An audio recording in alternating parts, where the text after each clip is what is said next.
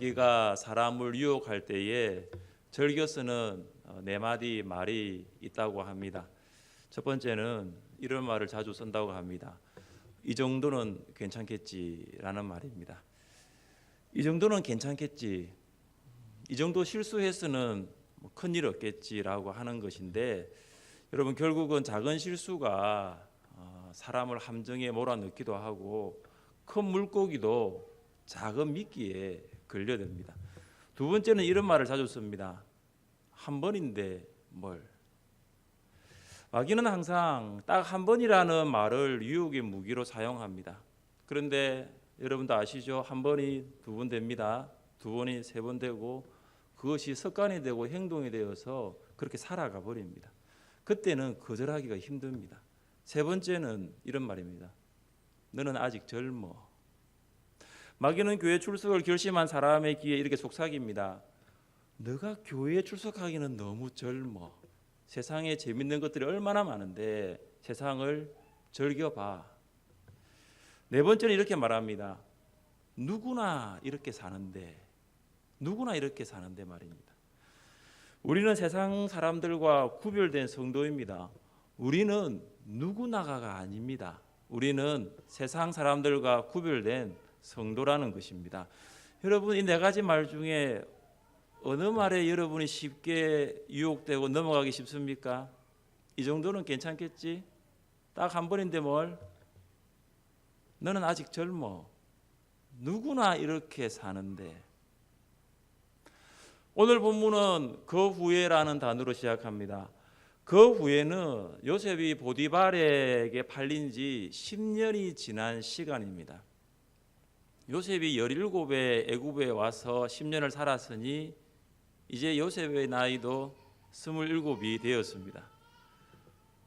혈기왕성한 27살의 청년이 되었습니다. 그리고 그 후에라는 것은 요셉이 형통한 지 10년이 지났다는 의미이기도 합니다. 요셉은 말단 노예에서 가정총무로 고속 승진하여 승승장구하였습니다. 애굽 사람이 아닌 타국인이 바로 왕의 최측근 보디발의 집뿐만 아니라 토지와 소유를 맡아 관리했다는 것은 다른 노예들의 부름의 대상이 되었을 것입니다. 누가 봐도 요셉은 애굽에서 성공한 사람이었습니다. 요셉이 애굽에서 형통한 자가 된 것은 개인적인 탁월함보다는 하나님의 함께 하심이었습니다. 하나님이 요셉과 함께 하셨기 때문에 요셉은 형통한 자가 될 수 있었습니다. 형통함 이유가 중요합니다. 형통하지 않을 때는 긴장을 하고 형통하지 않을 때는 기도를 합니다. 인생의 장애물이 있으니 하나님께 인생의 장애물을 옮겨달라고, 하나님께 이 장애물을 없애달라고 기도합니다. 그러면 하나님께서는 그 기도에 응답하십니다. 그러나 형통하면은 긴장하지 않습니다. 기도하지 않습니다. 영적으로 깨어 있지 않습니다. 그래서 시험은 언제 오느냐? 형통함 이후에 시험이 오는 것입니다. 영적인 긴장이 느슨해져 있을 때 시험이 찾아옵니다. 마귀는 형통한 성도를 유혹합니다. 보디발의 아내는 용모가 빼어난 요셉에게 눈짓을 하면서 동침할 것을 요청했습니다. 보디발의 아내가 요셉에게 동침을 요청한 것은 한두 번이 아니라 계속되었습니다. 10절은 어떻게 시작합니까? 여인이 날마다 요셉에게 청하였으나, 날마다에는 나를 뜻하는 히브리어 요미라는 단어가 두 번 나와요. 그러니까 보디발의 아내가 요셉에게 동침할 것은 날마다 반복적으로 계속적으로 요청한 거예요. 이처럼 마귀는 끊임없이 우리를 유혹합니다. 마귀는 우리가 시험에 걸려 넘어질 때까지 우리를 유혹합니다. 마귀가 40일 금식을 마친 예수님을 시험한 것도 한 번의 시험이 아니라 세 번의 시험이라는 거 아십니까? 돌로 떡을 만들라. 안 되니까 성전 꼭대기에서 뛰어내리라. 이것도 안 되니까 엎드려 경배하라. 한 번의 시험이 아니라는 거예요. 세 번의 시험. 계속해서 반복적으로 시험을 했습니다.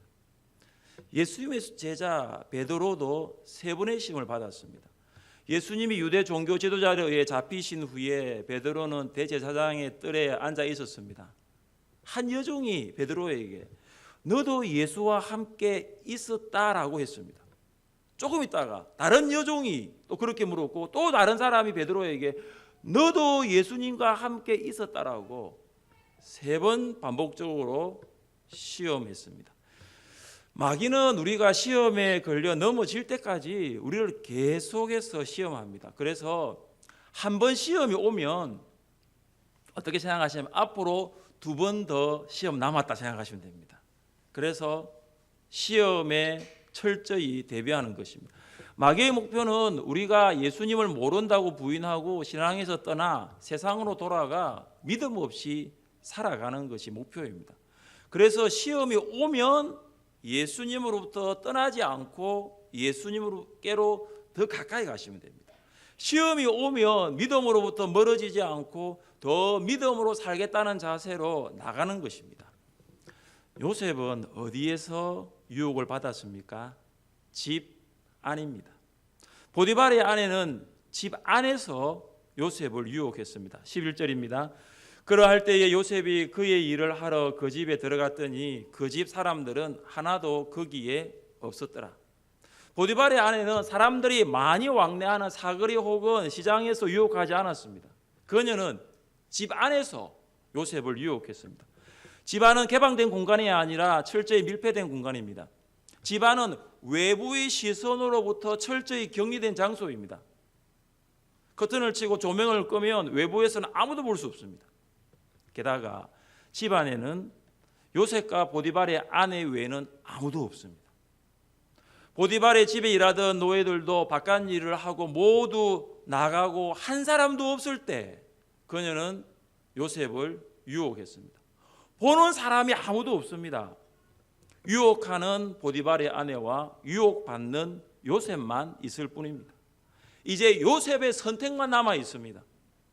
요셉은 그녀의 유혹을 받아들일 수도 있고 뿌리칠 수도 있습니다.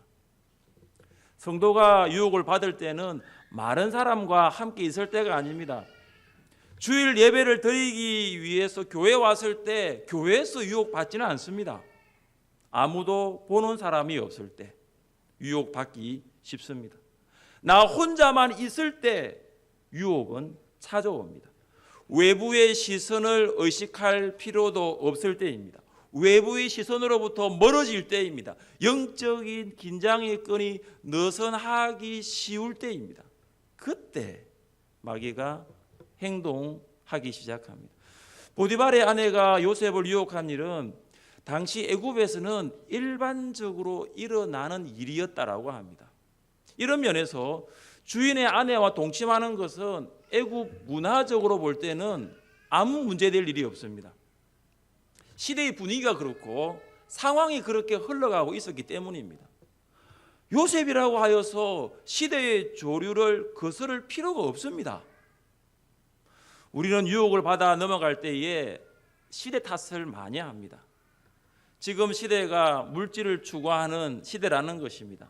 이것은 내가 어떻게 할 수 있는 문제가 아니라 세태가 이러니 어쩔 수 없다라는 것입니다. 그리고 우리는 유혹을 받아 넘어갈 때에 사람 탓을 합니다. 나뿐만 아니라 다른 사람들도 그렇게 산다라는 것입니다. 나 한 사람 똑바로 세상에 산다고 하여 이 세상이 달라지지 않는다라고 말을 합니다. 보디발의 아내가 날마다 유혹하고 심지어 보는 사람이 없을 때 요셉은 어떻게 하였습니까? 마귀가 우리를 계속적으로 유혹하고 아무도 없을 때 우리는 그 유혹을 어떻게 물리치고 유혹으로부터 승리할 수 있을까요?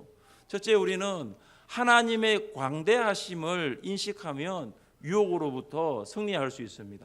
보디발의 아내가 요셉에게 동침하자고 유혹할 때 요셉이 무엇이라고 말했습니까? 우리 함께 9절 말씀을 읽겠습니다. 이 집에는 나보다 큰 이가 없으며 주인이 아무것도 내게 금하지 당신은 그의 아내임이라.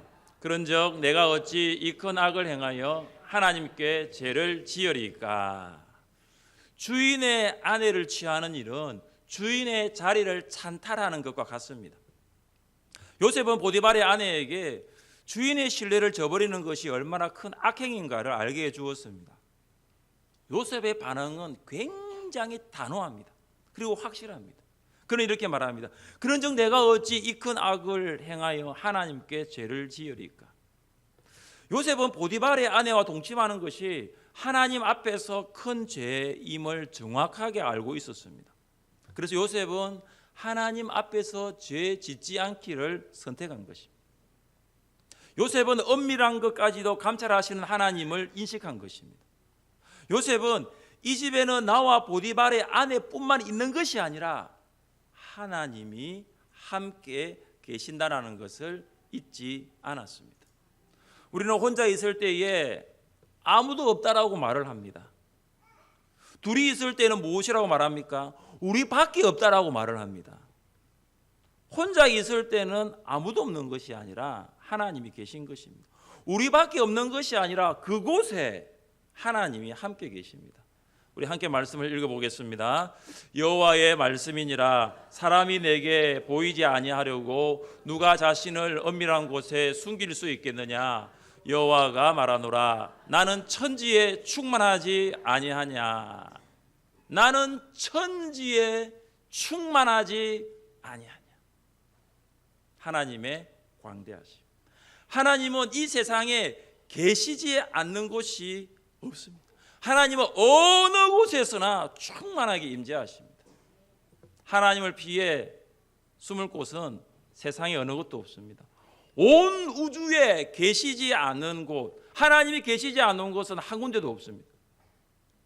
요셉은 하나님이 보디발의 집에 충만히 임재해 계신다는 것을 인식했습니다. 요셉의 인생에 있어서 하나님께서 임재하지 않는 곳 한 군데도 없었습니다. 구덩이에 떨어졌을 때도, 보디발의 집에서도, 감옥에서도 하나님은 요셉과 함께 하셨습니다. 우리가 이 하나님의 광대하심을 안다면 유혹을 극복하고 유혹에서 승리할 수 있습니다. 다윗이 왕궁 옥상에서 목욕하던 여인을 본 후 전령을 보내어 그 여인을 데려오게 하여 동침하였습니다. 다윗은 하나님을 잘 알고 있었습니다. 하나님이 어떤 분이신가를 모르는 사람이 아니었습니다. 그는 하나님이 강대하심을 알았습니다.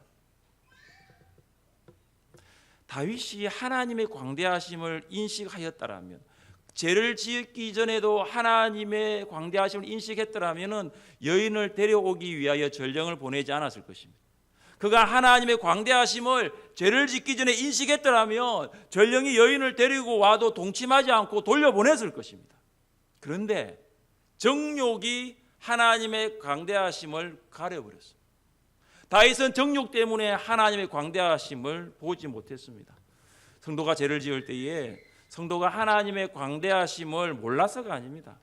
하나님이 어떤 분이신가를 잘 알고 있습니다. 그러나 죄를 짓는 그 순간에는 하나님의 광대하심을 인식할 수 없게 되는 것입니다. 하나님이 생각나지 않아요. 하나님의 법을 따라 살아가는 것이 아니라 마음이 움직이는 대로 살아가 버리기 때문입니다. 우리는 노아의 시대와 같이 죄악이 세상에 가득한 시대를 살아가고 있습니다. 죄악의 물결이 출렁이고 있습니다. 이런 세상에서 우리는 여러 가지 유혹을 받을 수 있습니다. 물질의 유혹, 명예의 유혹, 이성의 유혹, 그리고 미디어의 유혹 등이 있습니다. 사람마다 연약한 부분이 있을 것이고 그 부분은 각기 다를 것입니다. 죄의 유혹이 올 때 하나님의 광대하심을 인식하면서 승리할 수 있기를 주님의 이름으로 축복합니다. 둘째, 우리는 죄의 자리를 피하면 유혹으로부터 승리할 수 있습니다. 어느 날 요셉이 일을 보러 보디발의 집으로 들어갔습니다. 보디발의 아내는 요셉의 옷을 붙들고 결사적으로 동침하자고 매달렸습니다. 보디발의 아내가 옷을 붙잡고 놓지 않자 요셉은 그 옷을 벗어버리고 자리를 피하였습니다. 요셉은 그 옷을 벗어버리기를 주저하지 않았습니다. 요셉은 죄의 자리를 박차고 나가는 것을 주저하지 않았습니다. 성적인 유혹에 대항할 수 있는 유일한 방법은 죄의 자리로부터 도망가는 거예요. 도망가는 것이 비겁하다고요? 결코 그렇지 않아요. 도망할 때와 싸울 때를 분별할 줄 아는 것이 지혜입니다. 그런데 정욕을 싸워 이길 사람은 아무도 없습니다. 사도 바울은 디모데에게 이렇게 권면합니다. 너는 청년의 정욕을 피하고 주를 깨끗한 마음으로 부르는 자들과 함께 의와 믿음과 사랑과 화평을 따르라. 청년의 정욕과 싸우라고 말하지 않고 있습니다. 피하는 것입니다. 피하고 싸울 때를 구분할 줄 알아야 합니다. 정욕은 피하는 것입니다. 피하는 것은 비겁한 것이 아닙니다. 정욕이 있는 자리를 피하는 것이 유혹을 이길 수 있는 상책입니다. 마귀에게 작은 틈이라도 주면 안 됩니다. 마귀는 그 작은 틈을 이용해서 우리로 죄를 짓게 하고 우리가 그 죄에 쓰러지도록 만듭니다. 그래서 우리는 죄를 짓지 않기 위하여 늘 말씀을 우리 마음에 두어야 합니다. 내가 주께 범죄하지 아니하려 하여 주의 말씀을 내 마음에 두었나이다. 말씀을 마음속에 차곡차곡 쌓아두면 어떤 유혹이 와도 넘어지지 않고 오히려 그 말씀 위에 굳게 설 수 있습니다. 예수님이 마귀의 시험, 이 세 가지 시험을 승리하신 것도 말씀 때문이었습니다. 이처럼 유혹을 받을 때 우리도 그 유혹에 승리할 수 있기 위해서 마음의 말씀을 쌓아두어야 합니다. 성적 욕망으로 불타오르던 보디발 아내의 유혹은 실패로 끝났습니다. 그녀는 요셉을 모함하기 시작하였습니다. 그녀는 집에 있는 사람들과 보디발에게 요셉의 옷을 보여주었습니다. 보디발은 요셉을 왕의 제수들을 가두는 옥에 넣어버렸습니다. 그곳은 정치범들과 같은 중대한 죄를 지은 자나 신분이 높은 제수들만이 갇히는 곳입니다. 죄의 유혹으로부터 승리한 요셉에게 돌아온 것은 감옥행위였습니다. 요셉은 감옥에 갇히는 몸이 되어버렸습니다. 노예에서 가정총무로 초고속 승진을 했던 요셉이 완전히 밑바닥으로 떨어지는 밑바닥 인생이 되어버리는 순간입니다. 그런데 요셉은 자신의 무죄함과 억울함을 항변하지 않았습니다.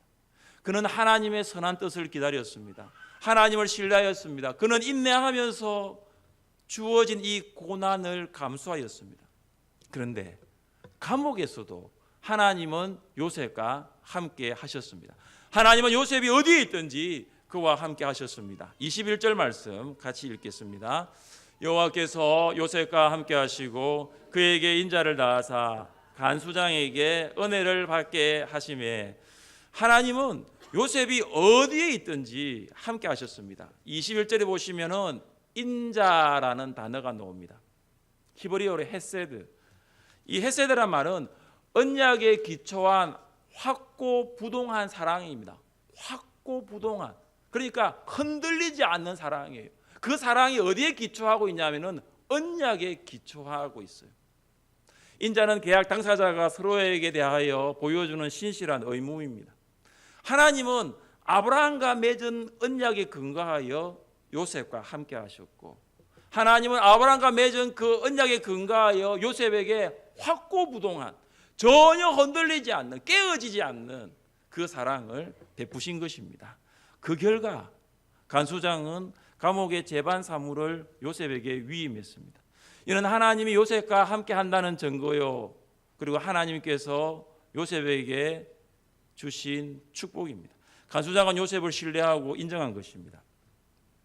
우리가 하나님의 강대하심을 인식하여 죄의 유혹으로부터 피하여 승리하더라도 어려움을 만날 수 있다는 것을 보여주고 있습니다. 고통을 당할 수가 있다는 거예요. 믿음으로 산달하고 발부등을 쳤지만 기다리는 것은 오히려 감옥이 될 수도 있다는 거예요. 그러나 어떤 상황을 만나더라도 낙심하지 말고 하나님이 함께 하심을 신뢰하며 기다려야 합니다. 광대하신 하나님, 보디발의 집안에도 충만하신 하나님이 감옥에도 함께 하셨습니다. 그래서 그 광대하신 하나님이 우리가 당하는 고통과 괴로움도 아십니다. 함께 하시는 하나님이 우리를 보호하시고 지켜주십니다. 그래서 하나님을 믿는 성도는 낙심이라는 단어를 쓰면 안 돼요. 우리가 고통과 어려움을 만날 때 낙심하는 것은 모든 것을 합력하여 선을 이루시는 하나님을 신뢰하지 않는 거예요. 신앙이 아니에요. 불신앙입니다. 낙심은 신앙이 아니에요. 불신앙이에요. 사랑하는 성도 여러분, 죄의 유혹을 받을 때에 어떻게 하시겠습니까?